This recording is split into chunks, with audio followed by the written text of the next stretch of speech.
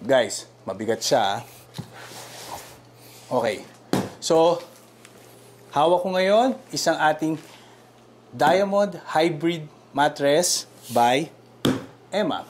Hindi kasi pwede guys na maganda lang yung interior ng ating condo, maganda yung ating mga furniture, pero dapat maganda din yung hihiga natin. So for today's episode, we'll do the unboxing. Pakita ko sa inyo yung gagamitin kong mattress para dito sa aking Kai project here in DMCI. So, let's unbox this big boy. Mabigat. Tara na.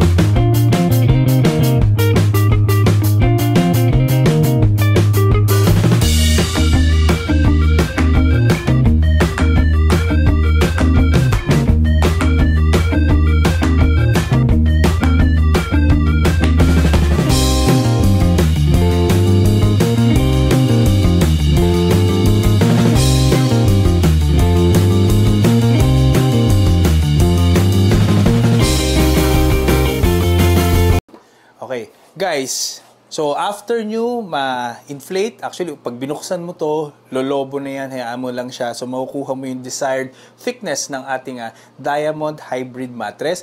Pero since naka-hybrid mattress na tayo, mas maganda, sabayan na rin natin ang hybrid pillow. So, tara, unbox natin ang hybrid pillow. Dalawa. Para naman 1, 2. Pero pwede mong dagdagan. So, let's unbox.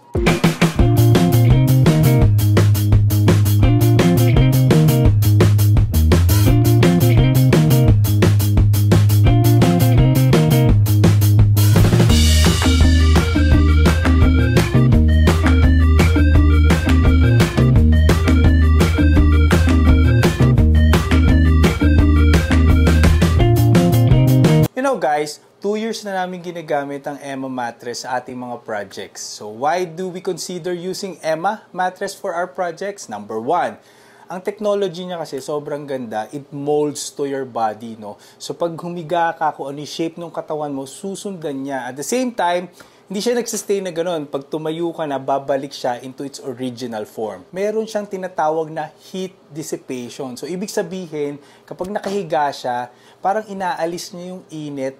So, pinapalamig niya. Meron siyang ganung technology dyan.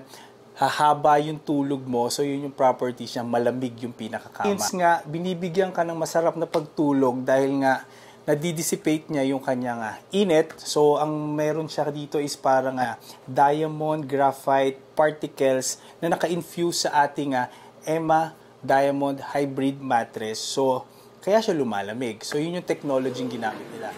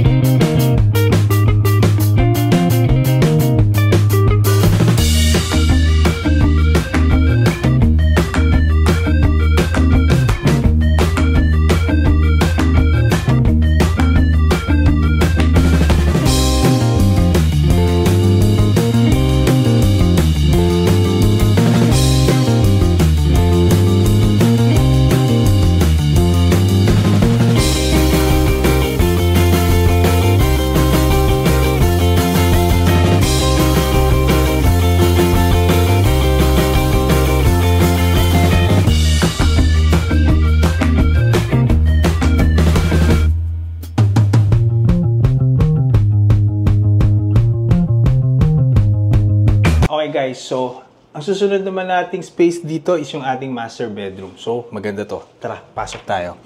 So sa master bedroom natin guys, Ang nilagay natin is queen size bed, tapos nag-side table ako doon, and we have also a side table dito. And headboard natin, so we customize our headboard kasi gusto ko i-maximize yung buong width ng ating wall. Tapos we have accent mirror on the side.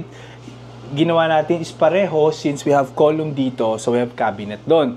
Tapos gaya ng video ko dati, nag-accent ako dito ng fluted panels, and we have the cove light sa ceiling para meron tayong accents. 2 lamp shade, drop light ang nilagay natin para magamit natin yung ating side table for additional storage or may papatong ka. For the bed frame, we use the queen size bed box. Tapos for our mattress naman, we use the Diamond Hybrid mattress from Emma. And we also use the hybrid pillow of Emma. Yan. Tapos dito naman sa side na to, nandito yung ating TV wall, yan. So magkakaroon pa ako dito guys ng parang shelf na patungan para may lagayin tayo na abubot dyan. Tapos dito naman on the side, nandito ang ating master bathroom. So watching our channel. And guys, ang susunod nating condo tour, no? So sa Shangri-La tayo, papakita ko sa inyo, maganda yon and ibang concept. Tapos, if you're interested to get this Diamond Hybrid mattress by Emma, you can use my product code discount. So dito. Yan, gamitin nyo to. Sayang din nyo, no? Okay guys, thank you for watching your channel and see you again on our next vlog. Bye-bye!